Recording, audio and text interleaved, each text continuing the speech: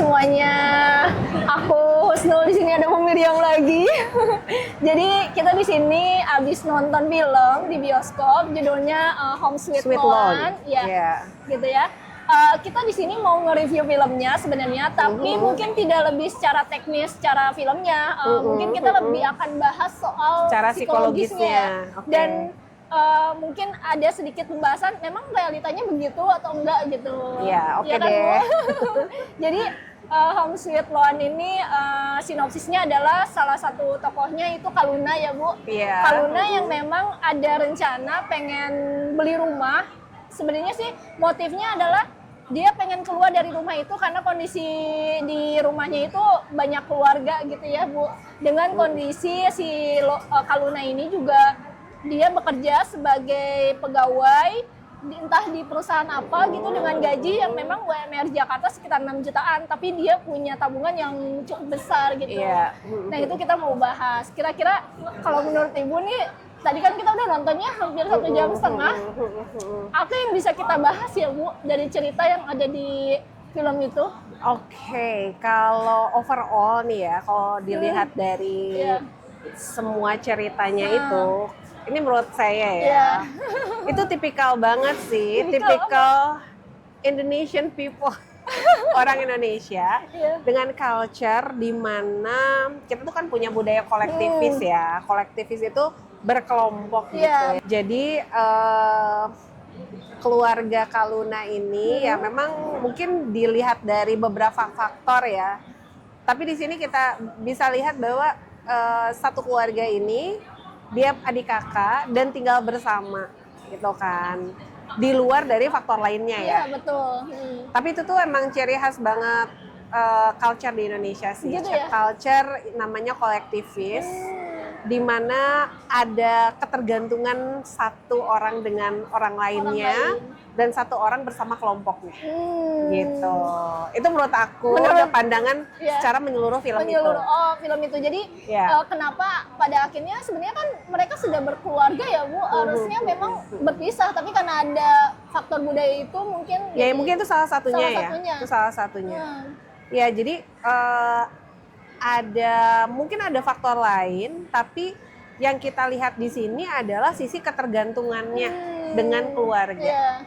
Ya, adapun misalnya kalau di film itu bercerita di mana si keluarga ini yang terdiri dari 3 anak, 2 anak itu sudah berkeluarga, namun ya tersirat diceritakan bahwa 2 kakak Kaluna ini yang sudah berkeluarga itu mungkin dari sisi finansial tuh nggak begitu baik gitu ya, sehingga memaksa mereka untuk tetap tinggal bersama orang tua gitu kan. Nah memang itu hal lain dari sisi finansial, tapi kenapa saya menyoroti balik lagi ke culture? Sebetulnya bisa aja sih mereka secara mandiri gitu ya, secara mandiri walaupun mereka kesulitan finansial, ya harusnya sih bisa diusahakan aja gitu untuk kan. Pindah gitu ya. Ya, untuk tidak satu rumah.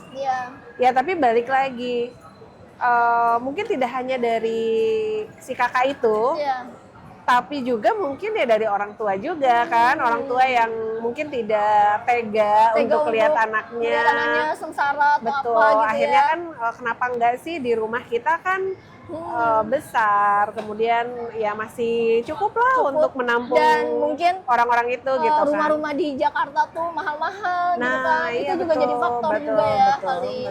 Tapi mungkin itu tuh kenapa ya, karena kita punya budaya itu gitu kan, dan itu tuh seolah ya it's okay gitu kan, ya udah kita kumpul aja gitu.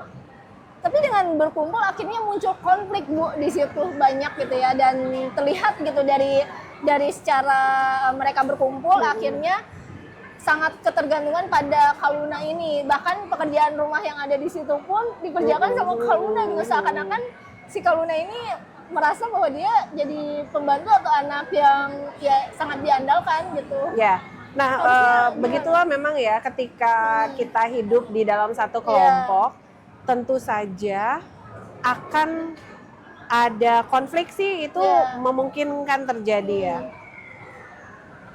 ketika kita atau mereka ya pada film itu Iya. misalnya ya, kalau kita relate-kan dengan kehidupan pribadi, Iya.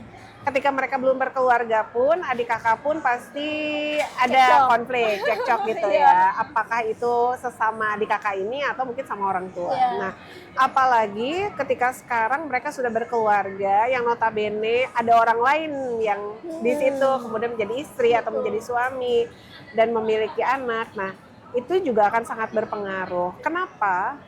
Karena ketika mereka berkeluarga, kemudian ada pasangannya masing-masing, itu mereka punya peran juga gitu kan.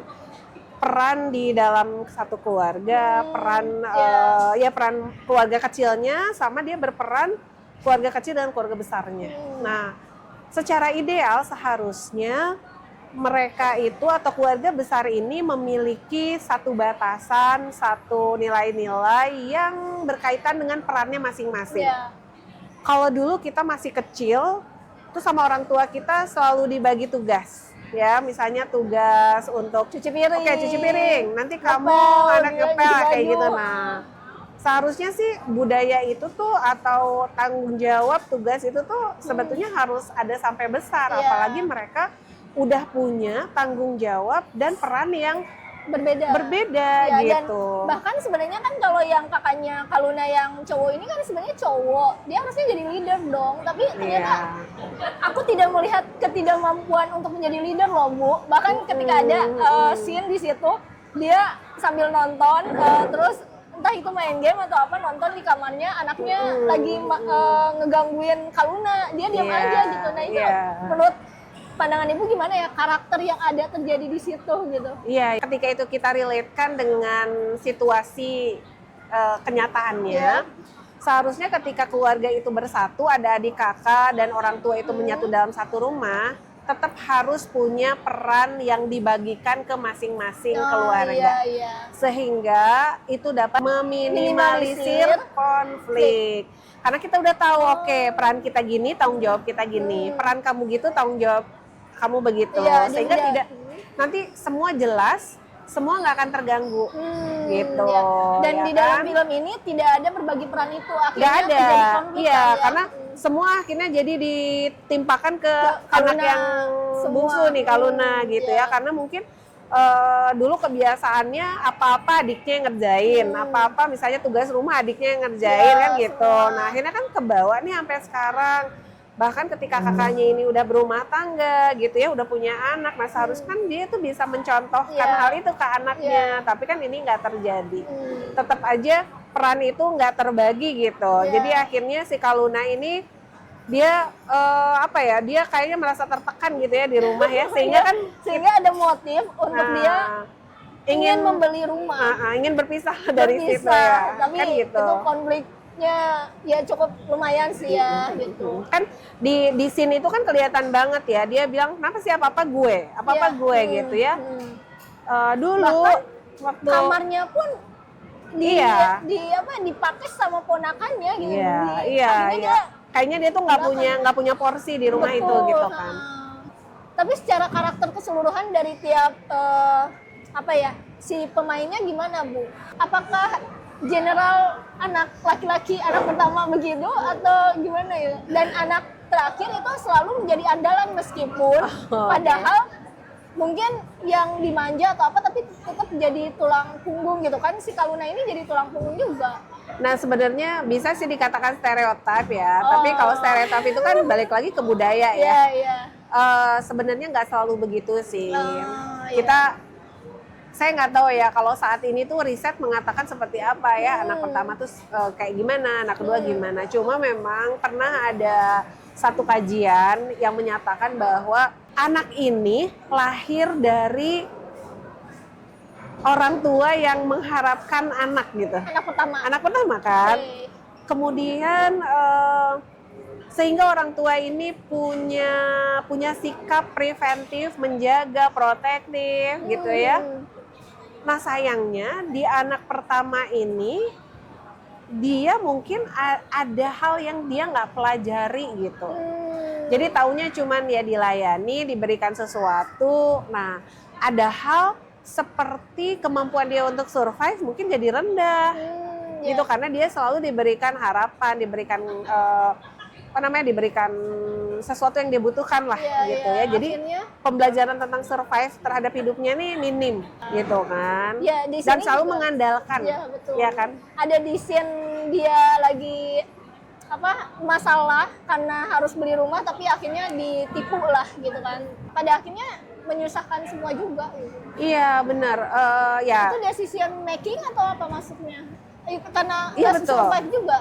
Jadi gini, memang itu nanti berdampak pada prioritas dia untuk memecahkan suatu masalah ya, decision makingnya dia, sehingga semua itu dipenuhi oleh orang tuanya, sehingga ada satu kemampuan yang dia lewatkan, kemampuan untuk survive. Survive ini salah satunya adalah bagaimana dia problem solving sebenarnya, ya kan. Survive ini kan bisa jadi kalau dia lagi kesusahan gimana nih problem solvingnya. Nah, si anak pertama ini barangkali dia nggak merasakan kesusahan gitu, karena ketika kesusahan tuh pasti ada jalan keluarnya aja gitu ya yang disediakan.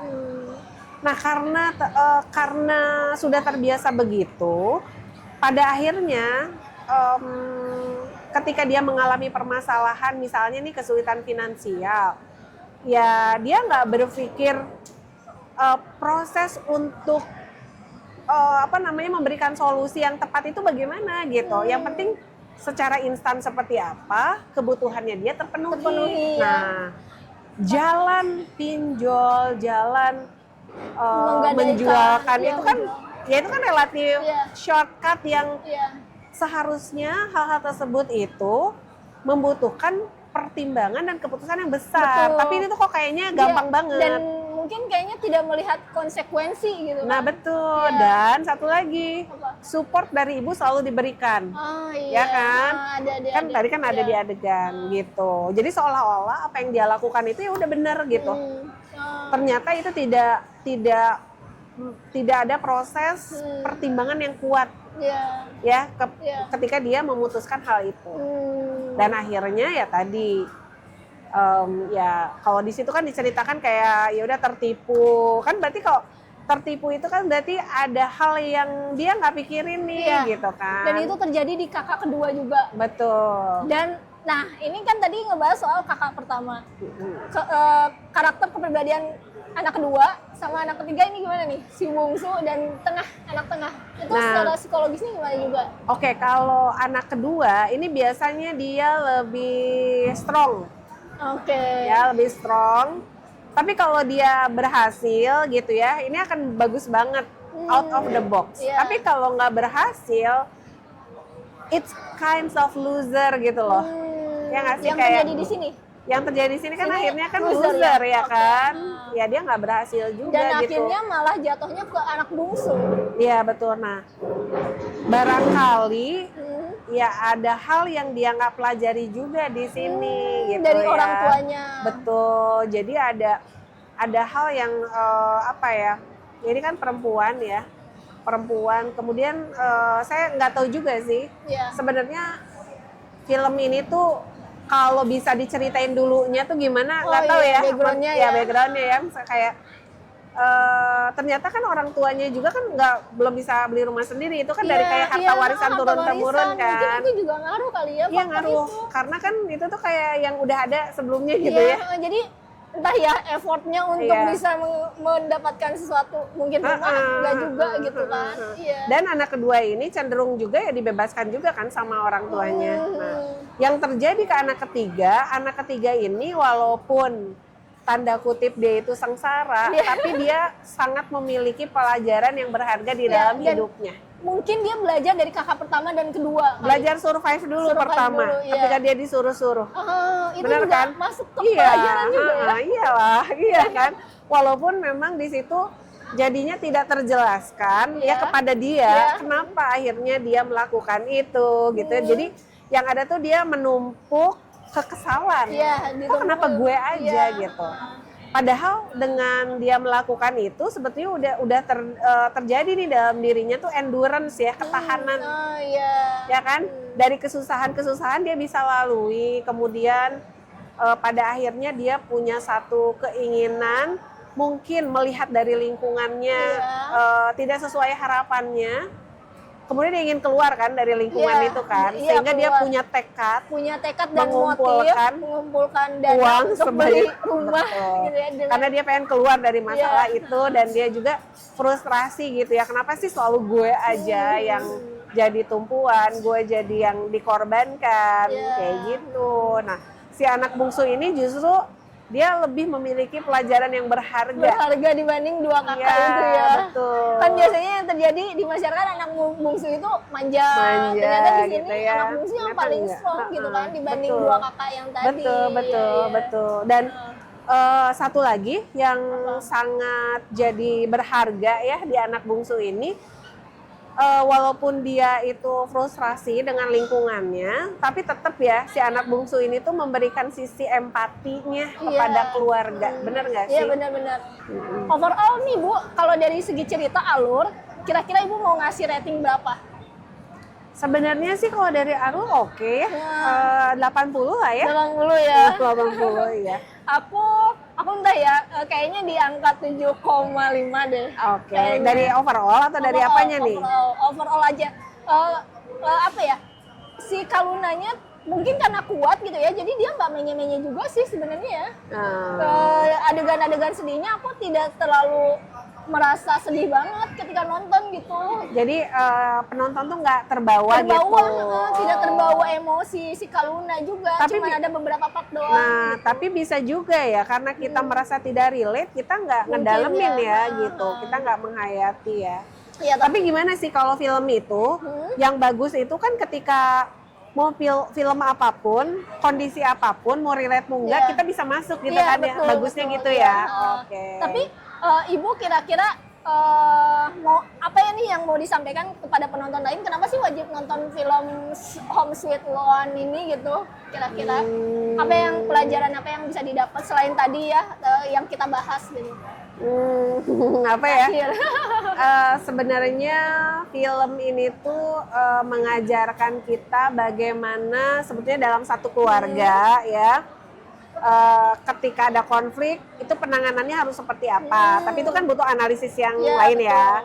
Nah tapi di situ kita punya case nih gitu yang bisa kita gali sebenarnya. Nah itu jadi kasusnya teh bagus banget lah gitu ya. Nah kedua gambaran Kalunanya ini itu dapat banget sebagai satu orang yang kalau tadi Husnul bilang tuh sandwich generation ya, dimana dia itu kayaknya dituntut dari atas, ditekan juga dari bawah gitu kan. Nah tapi dia survive dan dia walaupun ada scene dimana dia frustrasi, dimana dia merasa bermasalah banget, tapi dia bisa mengendalikan itu dan dia bisa menumbuhkan empati gitu. Jadi nggak, sebenarnya yang dia lakukan tuh sangat wajar ya ketika scene yang ada yang menyebalkan itu terus akhirnya dia tuh emosional kabur gitu kan. Ya itu sih sebenarnya wajar aja ya, tapi dia bisa mengelola kembali emosinya dan akhirnya dia memutuskan untuk kembali sama keluarganya.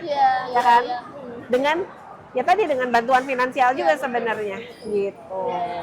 Ya, menarik banget pokoknya buat teman-teman ini cocok banget buat teman-teman yang mau nonton gitu ya atau mau ngambil pelajaran atau sedang ada berkonflik dengan keluarga, mungkin bisa ngambil cuplikan-cuplikan dari film ini gitu ya. Apalagi terkait tadi hebat banget lah si tokoh Kaluna ini dengan segala tekanan yang ada dari atas bawah dia bisa survive dan dia di dalam kantor pun dia tidak melihat status sosial gitu ya. Dia tidak tidak termakan dengan gaya hidup sehingga dia menabung. Itu luar biasa sih menurut aku. Dengan gaji UMR Jakarta dia bisa nabung diangkat 300 juta, itu bisa jadi pelajaran buat kita gimana cara manajemen keuangannya gitu. Iya, dan dia nggak, maksudnya dia tidak merasa tersiksa juga ya. Ya udah dia sadari betul. Gitu. Terus satu lagi. Jadi nasehatnya nih, bukan nasehat sih, sorry ya, bukan nasehat. Lesson learn-nya. Lesson learn-nya ini adalah ketika kita memang harus satu rumah dengan keluarga kita, yang kita harus tegakkan adalah peran dan tanggung jawab serta aturan di rumah. Iya, betul. Jadi semua clear. Semua punya tanggung jawab, semua punya peran, dan harus dijaga juga privasinya masing-masing. Betul. Gitu. Dan akhirnya kalau udah punya tanggung jawab dan peran, kita bisa menjalin hubungan keluarga yang harmonis ya. Meskipun di sana ada 3 keluarga Iya, gitu ya. iya. Tapi lebih baiknya kalau sudah berkeluarga lebih baik pisah gitu Iya, kan. betul. Jadi belajarlah mandiri dan memiliki peran dan tanggung jawab sendiri di dalam satu keluarga kecilnya. Betul. Gitu ya. Oke, dadah. Itu aja dari kita. Sampai jumpa lagi. Dah.